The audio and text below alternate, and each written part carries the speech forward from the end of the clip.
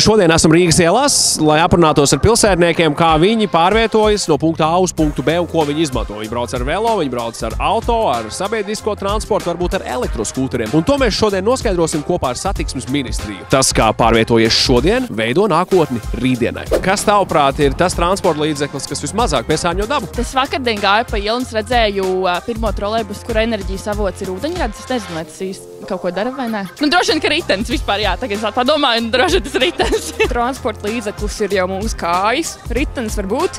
Ritenis. Well, the bikes, for sure. Those little scooters. Ar kājām, ar riteni, ar elektroskūteriem, elektriskajām mašīnām iespējams. Vismazāk piesārņo gaisu ir caurvadu kaut kas tamlīdzīgs transports, kas ir caur zemi iet. Autobusi. Vai tiešām? Kaut kāda rolleri, vai ne? Varbūt divritenis, jā, bet visiem nevajadzētu divriteņiem, zin kā mašīna baigi krutā lieta, tur ir kaut kāda BMW. Es labprāt piesārņot mazliet viņam pabraukāta mašīna, nekā kustētos ar ritenis laiku. Gan jau ritenis. Velosipēds noteikti. Velosipēds.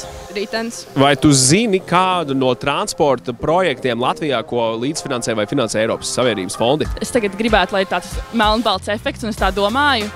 Vai tas nav kaut kas ar Rail Baltiku, ne? Nav kaut 7. tramvaja pagarināšana, tas nav kaut kāda Eiropas Savienība? Nē, es tam nesakoju līdz galīgi.